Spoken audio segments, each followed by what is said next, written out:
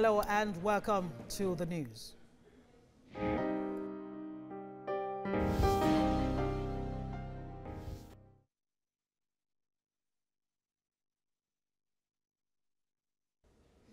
And thanks for joining us. We're staying with the tragedy that occurred at 36 Massey Street at 10:25 a.m. on Wednesday. In the last 24 hours, 15 people have died, 43 people have been injured, and others are unaccounted for. The top of the three-story building housed a private school, and the other floors were shops and residences. As at 4 p.m. today, rescue operations have finally ended.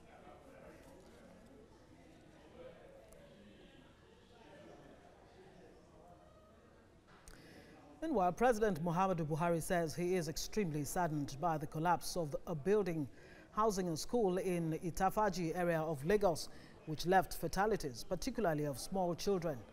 The president, in a statement by his media aide, Femi Adesina, sympathized with the parents and relations of the deceased, wishing them God's comfort. He also wished the injured speedy and complete recovery. He commiserated with the government and good people of Lagos State and pledged assistance of the federal government as may be required by the state. According to him, and I quote, "It touches one to lose precious lives in any kind of mishap, particularly those so young and tender. May God grant everyone affected by this sad incident fortitude and succor," the president said. He charged the Lagos State government to do all that is needful so that such tragic developments do not occur in future. Olawakon joins me now from Agarawu for more on this. Olawakon, good to have you. I do gather that you've been speaking with parents of a victim. What can you tell us? Among the many sad stories from the building collapse at Itafaji yesterday, where I am standing at Agarawu is also attests to the fact that this building right behind me, this three-story building, the third floor of this building, the family lost a child that was supposed to be 10 yesterday to the building collapse. The boy by name Malik, as we gathered, was actually supposed to clock 10 years yesterday.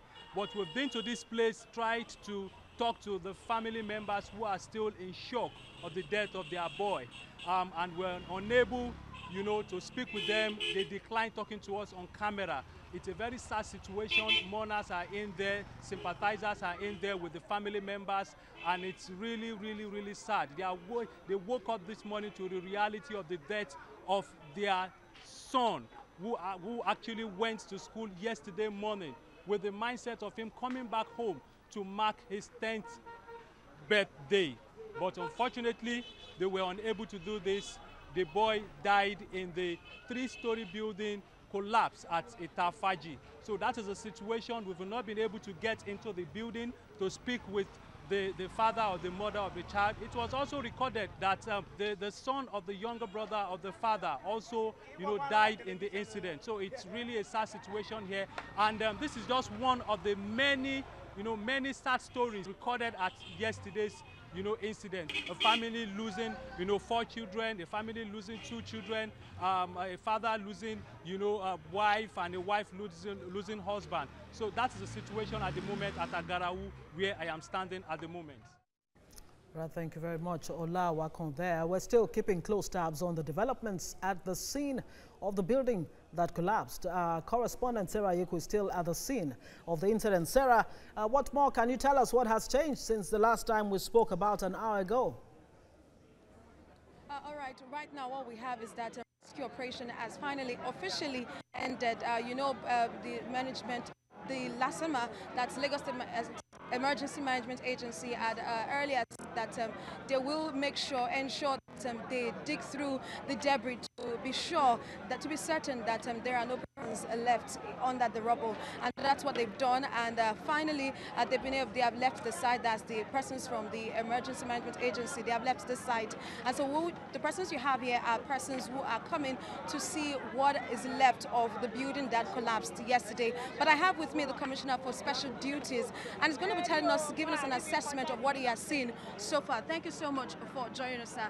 Now, looking at what is going to happen to the victims of this disaster, what can you tell particulars, how assured should we be as Lagosians as to what the state government will be doing for them? Well, His Excellency has been here and is giving his words that they were taken care of. Right now they are receiving attention, and I can assure Lagosians that we are very much alive to our responsibility to ensure that they receive proper Medicare. Okay, so but looking at the assessment, what is the take home for you as a government? You know, persons have said that some persons in the government are not doing their job right. So what do you think would be the next step for the state government? There's no doubt we shouldn't leave such a very tragic incident lying low. Someone along the line, no doubt, dropped the ball, and there were infractions along the line. From preliminary investigations, this was marked for demolition, and the process of canal demolition, it was occupied again, and thereafter we had this building collapse. As a government, we need to investigate this and ensure that whoever is found culpable is brought to groups to serve as a deterrent to others. But also, more importantly, members of the public also have a duty to ensure the protection and safety of lives and property. They need to cry out loud and report some of these threats to their well-being in our various communities before they happen. But as a government too, we have a role to play, and we're going to do just that and get back to the members of the public in due course. Thank you very much. Thank you. Now, you have heard from the Commissioner for Special Duties. The government they are assuring Lagosians that they will ensure that the persons that are responsible or persons that should be held responsible for this are culpable. Back to you, Ngozi. Right, thank you very much, Sarah Ayeko there. Some Lagos residents have reasoned against the lack of enforcement of the regulation on the use of substandard materials in the construction of buildings in Nigeria. Well, we have details in this report. The building is not well, okay. Why would they even put the children there? It's not good, it's not comfort. Sympathizers of the victims of the Itafaji collapse building expressing displeasure on the accident. The kick against government's lukewarm attitude and the punishment of those who use substandard materials in building. We need to go against greed. The greed on the part of the developers of Lagos Island. Most developers, they did not want to assume the fact that some of their structures are not good for building again, and for that reason, because of the money they want and because of the greed on their part, and that is why they've allowed things like this to happen. But this official of Standard Organization of Nigeria unveils some of the factors leading to building collapse. Building collapse, you know, there are many factors that can cause building collapse. It might come from use of substandard products. That is why we're here. It might be as a result of faulty design by the engineers, by the structural engineer, or by the architects. It might be from misapplication of the building. In the face of the gloom enveloping that part of Lagos Island, and indeed the country at large, this woman is singing a new song. Myself and the children, I've taken them to school, so I went to my own place of work. I was even in the church when they called that the building has collapsed. But my grandpa and my sister, the two of them were around, but they rescued them all. The government is leaving no stone unturned to ensure that buildings that are marked, that are not up to standards, do not stand in this area, and not just in this Marseille Street, but in the whole of Lagos Island. Our correspondents say today the emergency responders have better crowd control and more of their officials are working for better results. Now, parents of children who were killed in the Marseille Street tragedy are calling on the government to pull down all illegal structures to prevent any recurrence. They spoke with our correspondent as they reel from the pains of the disaster which occurred Wednesday morning.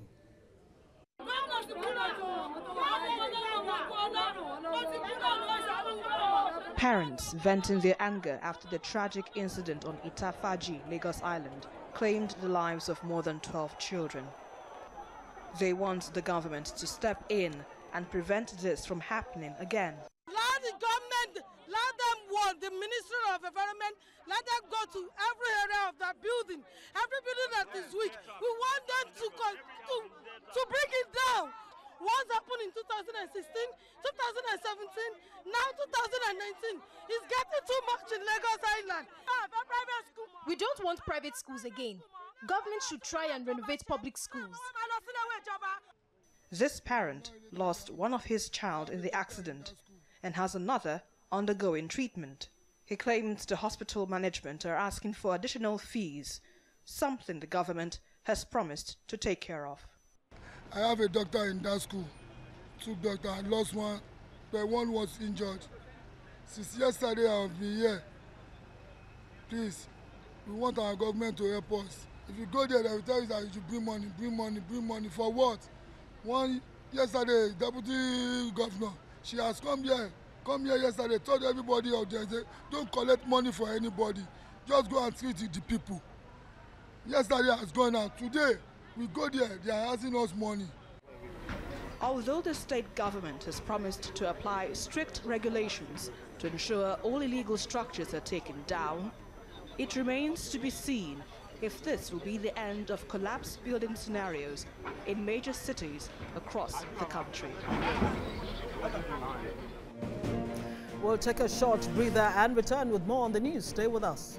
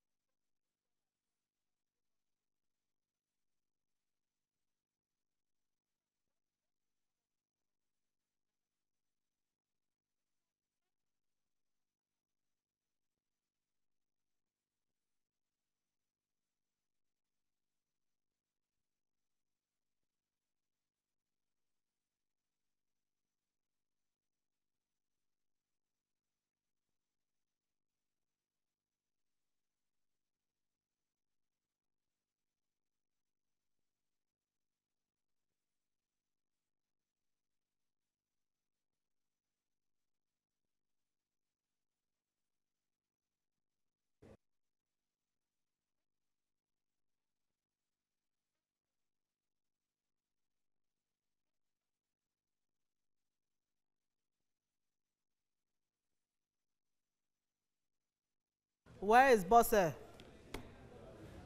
Yes, good afternoon. I'm at the General Hospital, Marina. Okay.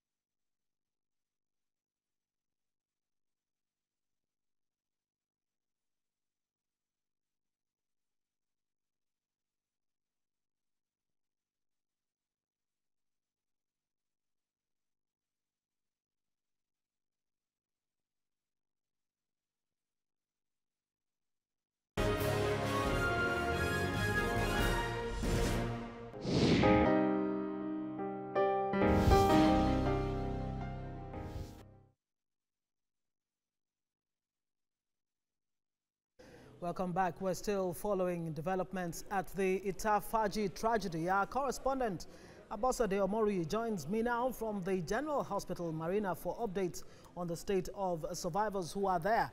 Abosade, good to have you. Are you able to ascertain at this time how many survivors there are in that hospital?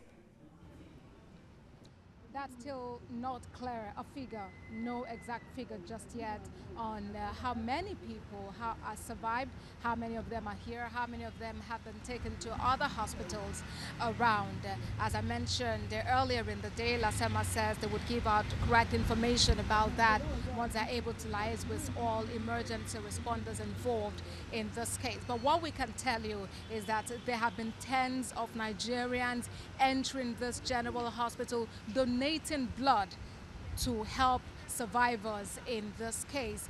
We were at the blood donation stand just a moment ago, and there were tens of them still sitting, waiting to be attended to. The official in charge, appreciated the people for coming out, and then even called on people to come out more and not just wait till there's an emergency situation before they step forward and donate blood for the people. And beyond that, we also heard about one of the victims of this very ugly disaster. We understand that her wedding would have been next month, and this message is even being propagated on social media. So her family is very sad about what is going on. Her mom doesn't know yet. So what her aunt, who is around, who doesn't want to speak to the press, is disturbed about the situation and is concerned about the fact that these stories are on social media. And could provide an opportunity for those who shouldn't know about this event just yet to know about them. And we never can tell what would happen afterwards. Very, very sad there to see that this truly is a personal tragedy for many people in more ways than one. Abosede, what are you able to tell us? You just talked about the fact that more and more people are coming out to donate blood. Another challenge, of course, is ensuring that this donated blood is safe. What are you able to tell us as far as that's concerned? Well, those who are coming to donate blood, many of them are coming in voluntarily. As a matter of fact, I spoke with one of them who said this is the 36th time he's donated blood. He's been doing this since the year 2009, and he even runs an organization that is committed to this cause. There's first-timers, first-time donors there. There were some who've been donating for some time now, but then they all said they are happy to be part of this. Many of them see it as a civic responsibility and that they are supporting the cause of survival of many around here. I put it across to them and even to the official, the executive secretary of the Lagos State Blood Transfusion Service, about the concerns of some people who are skeptical about donating blood, because the times they themselves needed blood, they complain about having to pay. And then there were explanations as to the fact that they are not necessarily paying for the blood, but it's just for the tests that are carried out to ensure that that blood is compatible with the recipient.